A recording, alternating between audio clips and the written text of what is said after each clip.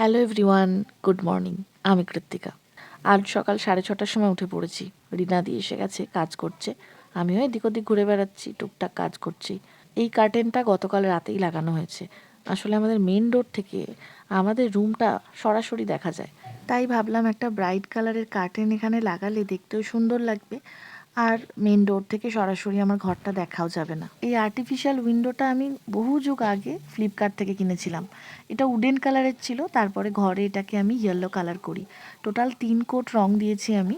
Finally আজকে এটাকে টাঙালাম। রোজই যখন রিনাদি কাজ করে চলে যায় আমি একটা করে ধূপ দিই, আর মঙ্গলদ্বীপের প্রত্যেকটা ধূপের গন্ধ এত সুন্দর। প্রায় 3 মাস হয়ে গেল আমরা এই নতুন ফ্ল্যাটে শিফট করেছি। এত দিন পরে এই গ্যাসের পাইপ লাইনের জন্য এই জায়গাটা ফুটো করা হলো। না হলে এতদিন ওই বাইরে দিয়েই পাইপ লাইনটা আসছিল, আর ওই পাল্লাটা পুরোটা লাগাতে পারতাম না। পায়ে কতবার যে খোঁচা খেয়েছি, একবার তো রক্তও বেরিয়ে গেছিলো। দিনের শুরুতেই ঘরটা আমার ঝকঝকে হয়ে গেল, আর ঘর যত পরিষ্কার থাকে মনটা ততটাই ভালো থাকে। গরম তো প্রায় পড়েই গেছে, তবে এই ব্যালকনির দিক থেকে ভীষণ হাওয়া আসে, কারণ এদিকটা সাউথ। সেটা দেখি এই ঘরটা নেওয়া, কিন্তু সন্ধে হলেই মশার জন্য সব বন্ধ করে দিতে হয়। এটার একটা কিছু উপায় বার করতে হবে। অ্যারিকা পামটার শুকনো পাতাগুলো সব কেটে দিয়েছি, শুধু নতুন গজিয়ে ওঠা পাতাগুলো রয়েছে। আশা করছি আবার আগের মতো গাছটা হয়ে যাবে। এই ঘরটাও পরিষ্কার করে দিয়েছি। জ্যোতিদা ছিল এতদিন, জ্যোতিদার জিনিসপত্র ছিল। আজ জ্যোতিদার বাড়ির গৃহপ্রবেশ, তাই কাল থেকেই সব গোছগাছ চলছে। এই ঘর থেকে ও সব জিনিসপত্র নিয়ে গিয়ে, এই যে এইটা হলো জ্যোতিদার ঘর। তো এখন ডেকোরেশন চলছে।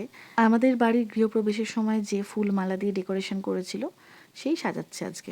দীপ উঠেই কাজে বসে গেছে, এখানেই বসেছে কাজ করতে, কারণ আজকে তো এখানেই সব খাওয়া দাওয়া হবে। চা করে আমি এই বাড়িতেই নিয়ে চলে এসেছি।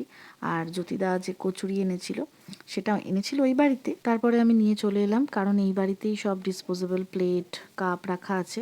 এ বাড়ি ও বাড়ি করলে না খুব মুশকিল, যে কোনো একটা জায়গাতে আমাদের সব কাজ করতে হবে আজকে। যারা ডেকোরেশন করছিল তাদের আগে চা দিলাম, তারপর আমরা খেলাম। আর রণ এর মধ্যে উঠে চলে এলো। ও নাকি স্বপ্ন দেখেছে যে পিৎজা খাচ্ছিল, আর আমি বলেছি ওকে যে তুই অনেক পিৎজা খা, তোর একদমই আর পেটে লাগবে না। আহা, কি স্বপ্ন! এটা সত্যিই স্বপ্ন, বাস্তবে তো আমি এরকম বলবো না। আজকে পরার জন্য জ্যোতিদার একটা পাঞ্জাবি কিনেছিলাম, সেটা ওকে দিয়ে বললাম স্নান করে পরে এসো। ওদের রান্নাঘরের এই জানলাটা দুর্দান্ত। গোটা রান্নাঘরে আর আলো জ্বালাতে হবে না অন্তত দিনের বেলা। চলো এবার সবাইকে কচুরি তরকারি দিয়ে দিই, ব্রেকফাস্ট সেরে নিই তাড়াতাড়ি, কারণ এরপরে চান করে রেডি হয়ে নিতে হবে। পুরোহিত চলে আসবে, পুজো শুরু হয়ে যাবে, সব গেস্টরাও এসে যাবে। আমাদের বাড়ির কাছেই রেকজোয়ানি মোড়, আর ওখানেই এই কচুরির দোকানটা।